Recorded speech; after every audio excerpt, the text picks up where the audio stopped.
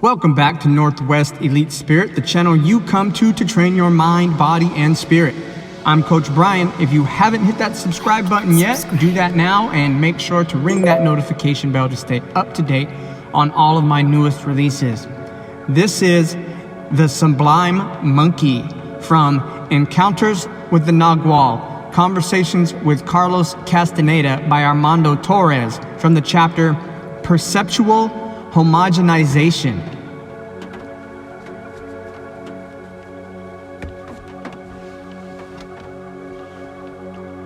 One afternoon, Carlos was talking to a group of us about the characteristics of perception.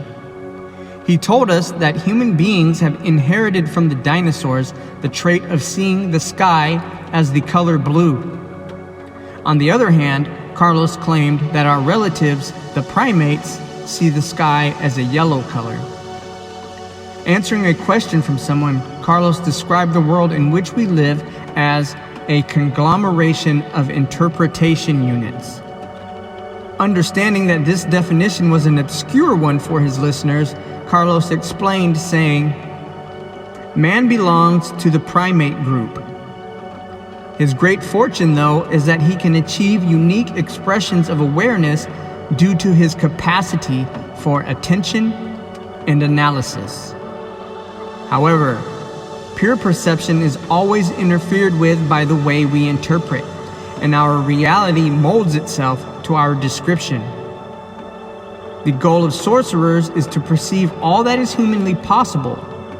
Since we cannot escape our biological condition, let us be sublime monkeys.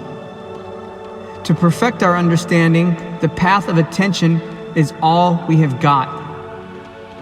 That same night, I had an opportunity to talk with Carlos, and I asked him to break his statements into smaller pieces for me.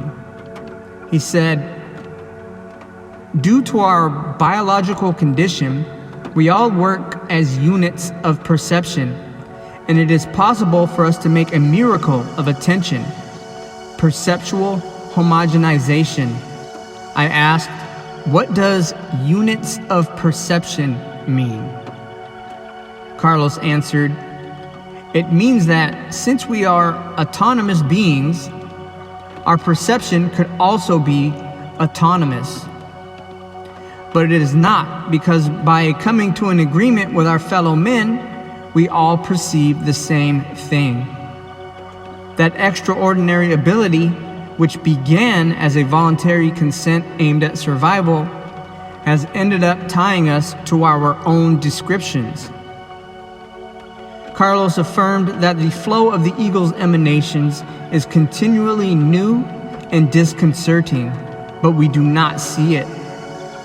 He said, "We live 3 steps removed from the real world because of our innate sensitivity, our biological interpretations, and our social agreement. Those steps do not happen simultaneously, but their speed is superior to anything we can consciously determine. Because of that, we simply take for a fact the world we perceive." I asked Carlos to give me an example. He answered, "Imagine that at this moment you witness a group of the eagle's emanations. Automatically, you transform it into something sensorial with characteristics like brightness, sound, movement, etc. Then memory intervenes. And since it is under the obligation to give everything meaning, you recognize what you are witnessing as, for example, another person. Lastly, your social inventory classifies that person by comparing the person with all of those you know, and that classification allows you to identify that person.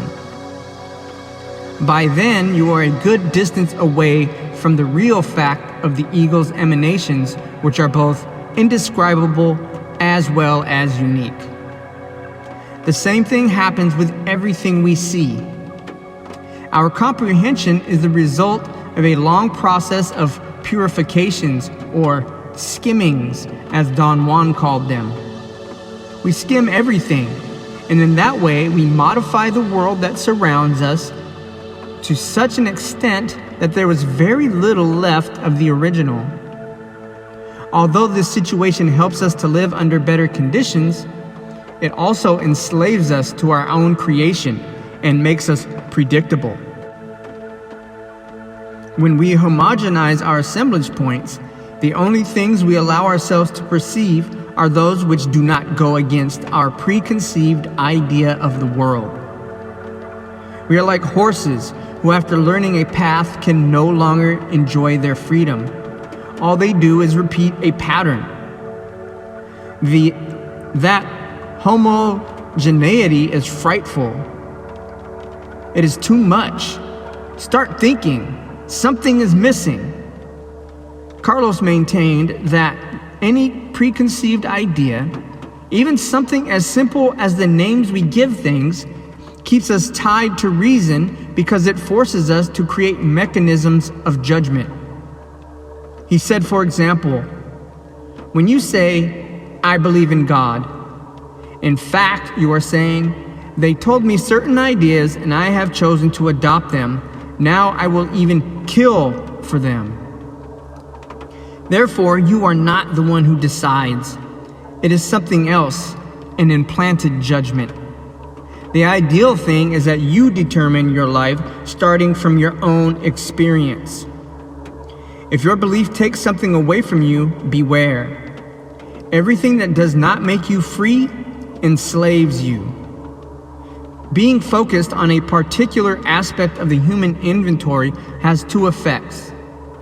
It turns us into specialists in our field, but at the same time, it will fossilize our energy conduits, which then learn only to react to certain stimuli, saturating ourselves with ideas and opinions. A warrior cannot have the luxury of following people's ways, nor can he or she be simply reactionary. Freedom means to exercise other alternatives. I asked Carlos which alternatives he meant, but he gave me a pat on the shoulder. He said that it was getting late, but that we would continue our conversation another day.